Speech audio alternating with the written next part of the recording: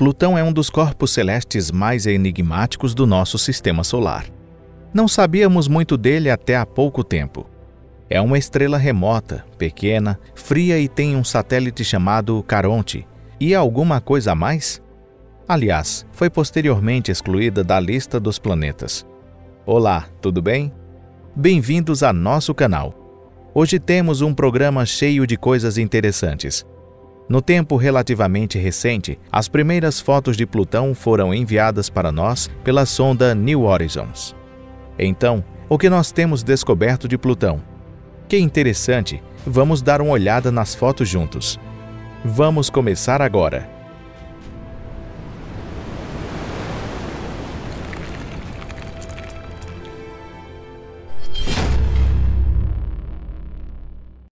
O que nós sabíamos antes da New Horizons. Em 1930, um astrônomo jovem do Observatório de Lowell, Clyde Tombaugh, quando comparava as fotos, reparou que havia uma estrela que fazia um movimento estranho. Esta estrela foi Plutão. Quem inventou o nome para o planeta recém-descoberto foi uma garota, Venetia Farr, de 11 anos que morava em Oxford. O nome do deus romano deprimente do submundo, Plutão, era o mais apropriado para uma estrela remota, fria que parecia ficar submersa numa escuridão eterna, ela achou.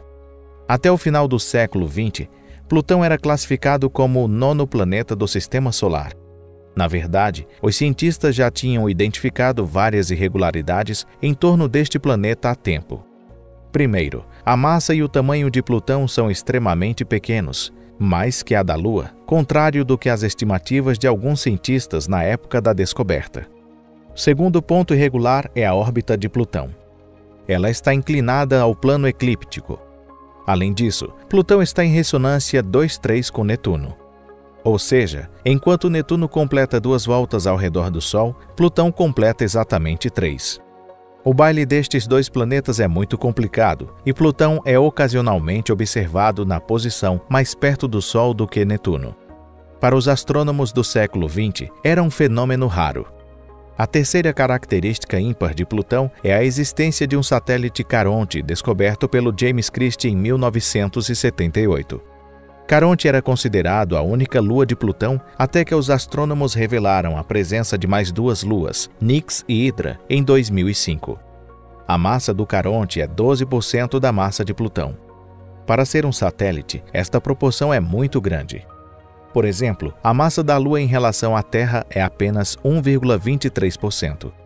Devido a esta relatividade, o núcleo comum da gravidade de Plutão e Caronte fica fora de Plutão. Aliás, o mesmo lado de Plutão está sempre virado ao Caronte, vice-versa. Por esta razão, os acadêmicos consideraram a relação da dupla não como planeta e satélite, mas como dupla planeta Plutão-Caronte. Todas as irregularidades identificadas iam contra os padrões do Sistema Solar, que eram amplamente aceites naquela época.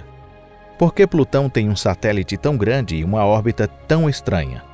Como foi formado este planeta que fica no lugar muito longe? Não conseguimos encontrar as respostas para todas essas dúvidas.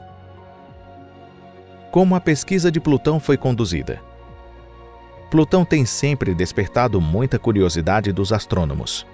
No programa inicial, a sonda Voyager 1, projetado em 1977, ia passar perto de Plutão para observá-lo.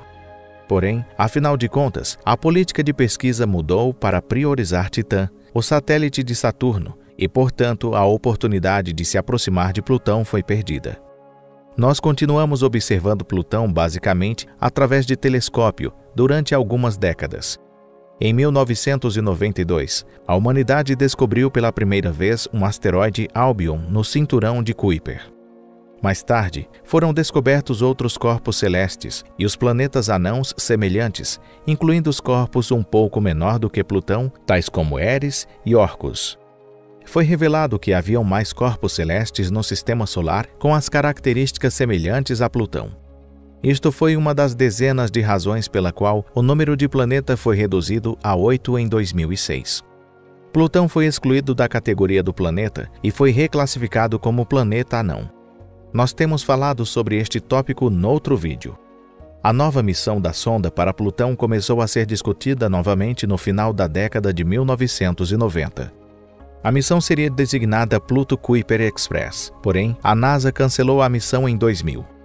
Finalmente, em 19 de janeiro de 2006, a famosa sonda New Horizons foi lançada para Plutão. Em 2015, a sonda se aproximou de Plutão e Caronte e tirou centenas de fotos de todos os ângulos, como se fosse um paparazzi. Um dos problemas da missão foi a deterioração do sistema de envio de dados. New Horizons conseguia enviar as informações a 38 kilobytes por segundo quando navegava perto de Júpiter. Mais tarde, quando a sonda estava na órbita de Plutão, a velocidade caiu para 768 bits por segundo. Se a velocidade fosse de 2 ou 3 megabytes, demorava algumas horas para carregar as fotos de selfies no Instagram. No caso de New Horizons, levou mais de um ano para todos os dados coletados sobre Plutão chegarem à Terra. Se você se queixar, a internet foi lenta demais que demorou quase metade do dia para baixar o jogo do Steam. Os cientistas da NASA talvez deem risada. Sessão de fotos de Plutão. Finalmente, a transferência longa e chata das imagens foi concluída e as fotos de alta resolução de Plutão e Caronte foram entregues às mãos dos acadêmicos. Não foi possível preencher a superfície inteira dos dois corpos celestes no mapa espacial. Isto porque as regiões de latitude mais alto estavam no período de noite polar. Apesar disso, os dados enviados eram muito úteis. Plutão, para os nossos olhos, é um deserto cinza e solitário. Mas ele não é tão escuro quanto nós pensávamos. O Sol visto no céu de Plutão parece pequeno, mas bem notável e mais brilhante do que a Lua no céu noturno da Terra. Contudo, faz frio lá e não dá para respirar, pois não tem o ar. Isso sim, exatamente como imaginávamos. Uma das estruturas geográficas mais interessantes capturadas em Plutão foi uma forma de coração gigante. Não sabemos quem pintou um coração na superfície de Plutão, talvez um extraterrestre apaixonado, mas é um desenho muito bonito. Este coração foi batizado de região de Tambov. É uma área de cerca de 1.590 quilômetros. A parte oeste do coração foi designada Planície de Sputnik.